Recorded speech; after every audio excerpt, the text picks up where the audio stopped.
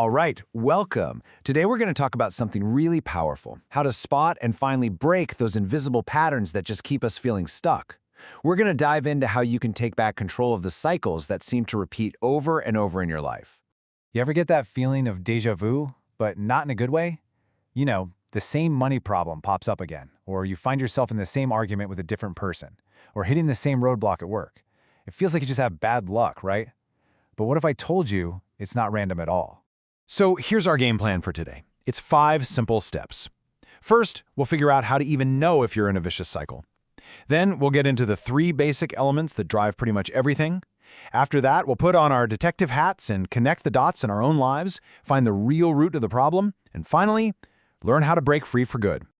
Okay, so let's start with the obvious stuff. Think about those things that keep happening that just drive you crazy. That fender bender, a client backing out at the last minute, that same old argument. We're going to call these events. Now, on the surface, they look like one-off incidents, but they're really just the tip of the iceberg. They're signs of a much, much deeper pattern at work. And this, right here, is the most important idea we're going to talk about. Your life isn't just a series of random things happening to you. It actually follows predictable patterns. And the second you learn to see those patterns, that's the moment you get the power to change the ending. So how in the world do we start to decode these patterns? Well, it actually boils down to a really simple but incredibly powerful framework. It's built on just 3 core ideas that can explain almost every single cycle we ever get trapped in. First up, you've got the event. This is the easy one to spot because it's the thing we complain about, right? It's the car crash. It's the lost contract. It's that tangible, in-your-face problem. Okay, next we gotta dig a little deeper, down to your behavior. Now, this isn't the event itself, but it's your reaction to it. So after the fender bender, is your immediate instinct to find someone to blame? After you lose that deal, do you just spiral into self-criticism? Your automatic gut reaction is the next big clue. And finally, we get to the real source of it all, the relationship. This is the engine driving the whole pattern. It's about the core dynamics you have with people, could be from your past, could be right now, that literally program your behaviors, which then go on to create the very events you keep dealing with. And check this out. This is the key. We spend all our time and energy focused on the event, but that's the end of the chain. The real cause and effect starts way back with the relationship. That dynamic drives our behavior, and our behavior is what creates the event. We've been looking at it completely backward. So how do we actually use this? Well, this is the part where you get to become a detective in your own life. And you don't need a fancy degree for this. You just have to know what clues to look for. The whole process is actually pretty simple. You just work backward. You start with the thing that's most obvious and probably most painful, the event. Then you take an honest look at how you behaved when it happened. And from there, you can trace it all the way back to the underlying relationship that's pulling all the strings. And here's a really useful tip. You don't have to have it all figured out at once. Just focus on what you can see. If you can clearly name the recurring event, and you can be honest with yourself about your typical behavior, I promise you, those 2 clues will almost always point you straight to the root relationship you need to deal with. All right, now we get to the most important part of this whole thing, uncovering that deep down why. Why do you keep reacting the same way? What is that relationship at the core of it all? And to find that why, you have to ask yourself one incredibly powerful question. Because of whom do you need to prove yourself? Just let that sink in for a second.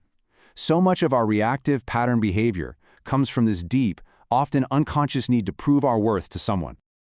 So let's make this personal for a second.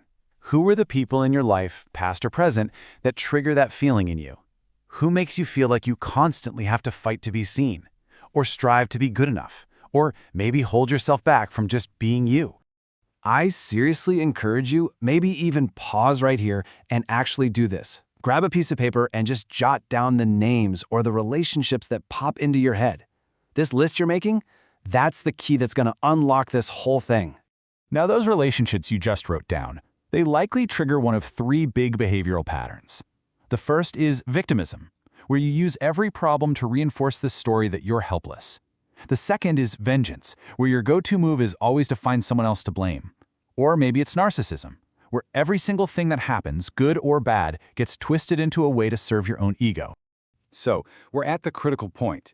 You've identified the event, the behavior, and the root relationship. So what now? How do you actually break free? How do you stop this cycle from running your life? The solution is, well, it's both incredibly simple and incredibly hard. It's not about trying to change other people, and it's not about controlling the world around you. The only way to break the pattern is to consciously choose a new action when that old trigger shows up. Let me show you exactly what this looks like. The event is the same. Someone criticizes you. The old automatic behavior is to immediately get defensive and start arguing. The new, chosen action? Just listen. Say, thank you for the feedback, and walk away. By choosing a different response, you literally starve the old pattern. You cut off its fuel supply. But you have to be strategic about this. You can't fix everything all at once, or you'll burn out. So first, focus all your energy on breaking just one pattern. Second, be ruthless about cutting out distractions. Stop getting pulled into drama and problems that aren't yours to solve. And third, increase your focus and intensity on that one single change you are committed to making. And that leaves us with one final and really essential question. When you look at your life, your events, and your behaviors, which single recurring pattern are you going to choose to focus on and start to break, starting today? Because the power to change isn't somewhere out there. It's right inside your very next action.